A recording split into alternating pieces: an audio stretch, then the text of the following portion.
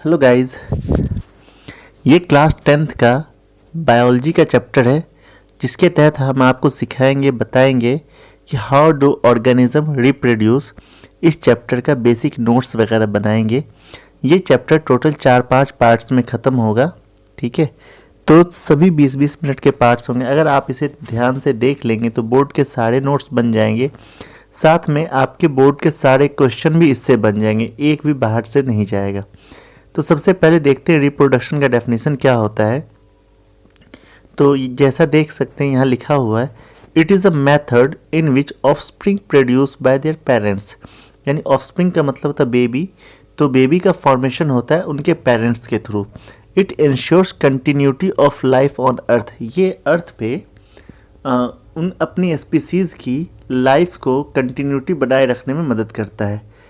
In reproduction, DNA is copied, which is responsible for the similar body design of new organism. Reproduction में क्या होता है कि DNA का कॉपी होता है। DNA क्या होता है? एक जेनेटिक मटेरियल होता है और ये आपकी बॉडी डिज़ाइन के लिए रिस्पॉन्सिबल होता है। यानी कि आप मम्मी जैसे दिखते हैं या पापा जैसे दिखते हैं, ये बॉडी डिज़ाइन ये DNA कॉपी करने से आता है। No biochemical reaction is absolutely reliable. Copying of DNA will have some variations, but they do not lead to drastic changes. Variation is useful for the survival of species at the time of drastic change in the ecosystem. कह रहे कोई भी biochemical reaction जो होता है 100% cure नहीं होता है। जो DNA कॉपिंग होता है उसमें कुछ ना कुछ चेंजिंग आ जाती है, उसी चेंजिंग को वेरिएशन कहते हैं। ये इतना भी ज़्यादा चेंज नहीं होता है कि अचानक से बहुत ज़्यादा बदलाव आ जाए, लेकिन हाँ ये चेंजिंग इंसान के लिए फ़ायदेमंद होता है। जब अचानक से इन्वायरमेंट में कोई चेंज आ जाता है तो उस चेंज के ख़िलाफ़ इंसान में या फिर ऑर्गेनिज़म में बर्दाश्त करने की ताकत आ जाती है, यानी कि एडप्ट करने की ताकत आ जाती है। तो ये एक तरह से सही माना जाता है। तो पूछा जाता है आपसे, क्या रिप्रोडक्शन लाइफ प्रोसेस का पार्ट है? तो ये लाइफ प्रोसेस रिप्रोडक्शन जो होता है ज़िंदगी जीने के लिए तो ज़रूरी नहीं है, लेकिन अपनी स्पीसीज़ को बचाए रखने के लिए बहुत ज़रूरी है। तो इकोसिस्टम में अपने आप को बने रहने के लिए रिप्रोडक्शन बहुत ज़रूरी होता है। इसलिए हम कह सकते हैं रिप्रोडक्शन जो होता है लाइफ प्रोसेस का ही एक पार्ट होता है। अब इसके बाद हम देखने वाले हैं टाइप्स ऑफ रिप्रोडक्शन को, यानी रिप्रोडक्शन कितने तरह के होते हैं।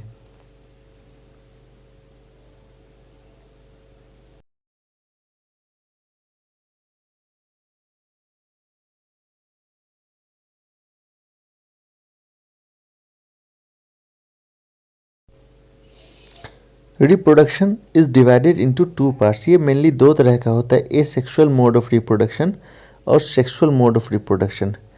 तो हम यहाँ पे सबसे पहले एसेक्सुअल मोड ऑफ रिप्रोडक्शन के बारे में पढ़ेंगे, फिर बाद में सेक्सुअल मोड ऑफ रिप्रोडक्शन।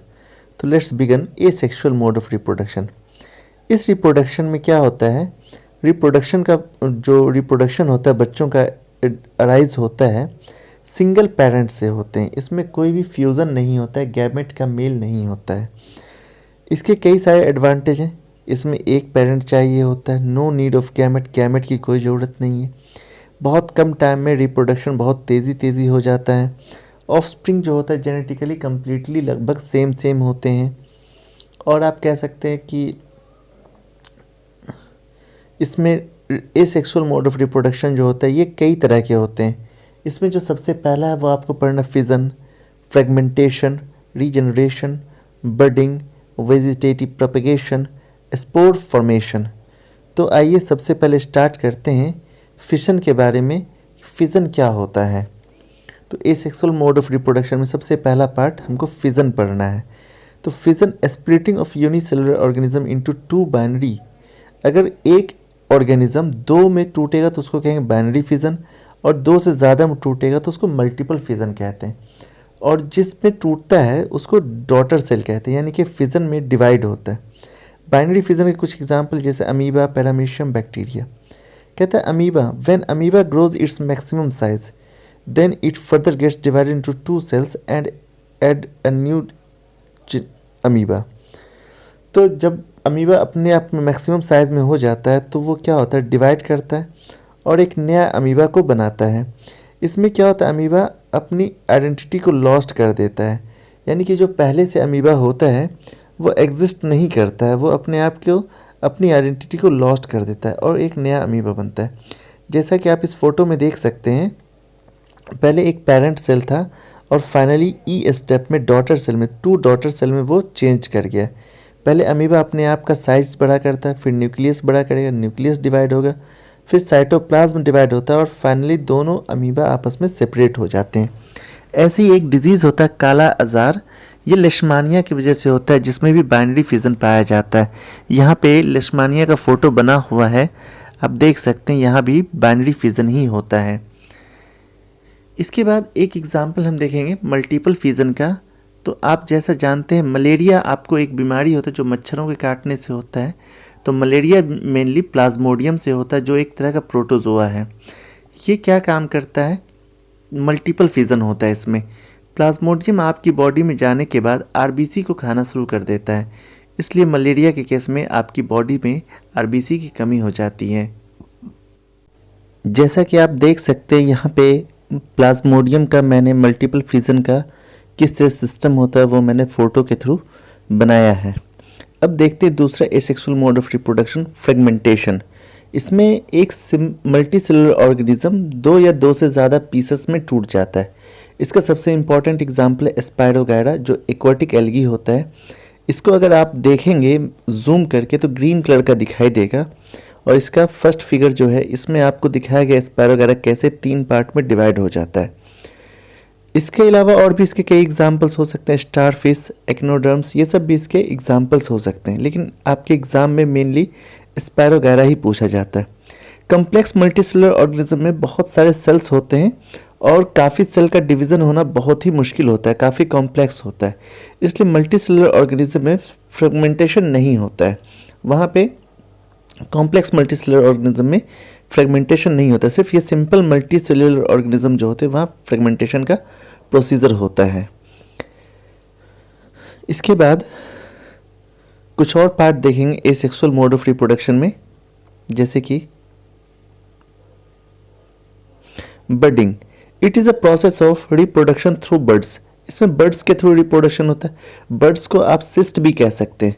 सबसे पहले एक एक्सटर्नल सिस्ट बनता है, इसका साइज धीरे धीरे इंक्रीज होता जाता है और फिर बाद में वो अपनी बॉडी से डिटैच्ड हो जाता है, अलग हो जाता है। इस प्रोसीजर को सिस्ट का डिटैच्ड होना कहते हैं और ये बर्डिंग कहलाता है। इसका 2 मोस्ट एग्जाम्पल है हाइड्रा और ईस्ट। तो यहाँ पे हाइड्रा का रिप्रोडक्शन कैसे होता है और ईस्ट का रिप्रोडक्शन कैसे होता है वो मैंने जस्ट आगे आपके फोटोज़ में दिखा रखे। जैसे फर्स्ट पार्ट देखिए, हाइड्रा का रिप्रोडक्शन दिखाया हुआ है। तो पहले हाइड्रा एक सिंपल सा होता है, उसमें थोड़ा सा बर्ड्स निकलता है, फिर वो बर्ड्स डिटैच्ड हो जाता है। वैसे ईस्ट पहले छोटा सा होता है, एक छोटा सा बर्ड्स बनता है और फिर वो बर्ड्स आपस में डिटैच्ड होने लगता है, तो बहुत सारे ईस्ट का फॉर्मेशन हो जाता है। तो ये 2 डिफरेंट फ़ोटोज़ हैं, इन्हें देख लेंगे तो मुश्किल नहीं है। बुक में भी ये फ़ोटोज़ दिए हुए हैं, हाइड्रा के दिए हुए हैं, ईस्ट का भी देख लेंगे, कोई मुश्किल नहीं है। उसके बाद रीजनरेशन होता है। तो रीजनरेशन में क्या होता है कि आप fully differentiated organism give rise to the new, it is not the same as reproduction since they depend on। तो आप जब तक इसे कहीं बाहर से कट वट नहीं लगाएंगे या फिर बाहरी इन्वायरमेंटल इफेक्ट की वजह से वो टूटेगा, फटेगा, कटेगा नहीं, तब तक इसमें रिप्रोडक्शन नहीं होगा। इसको एक्चुअल मेथड नहीं कहा जाता रिप्रोडक्शन का, लेकिन फिर भी इसका 2 एग्जाम्पल हाइड्रा और प्लेनेरिया। हाइड्रा के बारे में आपने अभी पहले भी देखा था। तो आपसे पूछा जाता है विच 2 method of reproduction followed by hydra. तो आप लिख सकते हैं रीजनरेशन और एक लिख सकते हैं फ्रेगमेंटेशन। तो यहाँ पर देखिए, नहीं रीजनरेशन और एक था बर्डिंग, सॉरी फ्रेगमेंटेशन नहीं, बर्डिंग था। यहाँ पे प्लेनेरिया को 3 पार्ट में डिवाइड किया गया। ये प्लेनेरिया है, सिंपल सा एक ऑर्गेनिज्म होता है। तो सबसे पहले इसको 3 भाग में काट दिया गया और हर एक पार्ट एक नया ऑर्गेनिज्म बना लेता है। तो ये रीजनरेशन है। लेकिन आपने छिपकली की पूंछ देखी होगी, वो रीजनरेशन का एग्जाम्पल नहीं होता है। वेजिटेटिव प्रोपेगेशन, ये एक मेथड होता है जिसमें प्लांट को डेवलप किया जाता है non reproductive part of plant से। तो जैसे कि non reproductive part of plant जो होते हैं रूट, स्टेम, लीव्स होते हैं। रिप्रोडक्टिव पार्ट ऑफ प्लांट जो होते हैं वो फ्लावर्स होते हैं। ये 2 तरह का होता है। Vegetative propagation, natural vegetative propagation और आर्टिफिशियल वेजिटेटिव प्रोपेगेशन। तो सबसे पहले हम नेचुरल वेजिटेटिव प्रोपेगेशन की बात करेंगे। इसके तहत हम सीखेंगे कि प्लांट को कैसे नेचुरली ग्रो किया जा सकता है एसेक्सुअल मोड ऑफ रिप्रोडक्शन में। तो नेचुरल वेजिटेटिव प्रोपेगेशन के कुछ एग्जांपल्स हैं, रूट के थ्रू स्वीट पोटैटो, स्टेम के थ्रू पोटैटो, लीफ के थ्रू ब्रायोफाइलम। तो यहाँ Bryophyllum is a plant which leaves gate generate a new organism. Bryophyllum एक प्लांट होता है जिसमें लीव्स से न्यू जनरेशन होता है। नीचे मैंने दो फोटोज रखे हैं, दोनों ब्रायोफाइलम के हैं और इसमें लीफ से बताया जाएगा कि कैसे लीफ से रिजनरेशन होता है। सिर्फ देख रहे हैं दूसरा फोटो में लीफ में कुछ रूट्स वगैरह बनना शुरू हो रहा है, वो धीरे धीरे डिटैच्ड हो जाएगा और वो प्लांट का फॉर्मेशन करता है। आर्टिफिशियल वेजिटेटिव प्रोपेगेशन में प्लांट को मैन मेड मेथड से बनाया जाता है। इसके कुछ मेथड हैं, जैसे कटिंग रोज में जनरली किया जाता है, लेयरिंग जैस्मिन जिसको चमेली कहते हैं, ग्राफ्टिंग एप्पल में भी, मैंगो में भी कर सकते हैं। तो ये जनरली मैन मेड होता है। अब इन सब के बारे में थोड़ा थोड़ा हम देखेंगे, कटिंग कैसे होता है, लेयरिंग कैसे होता है और ग्राफ्टिंग कैसे होता है। तो ये पिक्स के थ्रू देखेंगे, फोटोज़ के थ्रू। चलिए देखते हैं कटिंग में रोज़ का एग्जाम्पल।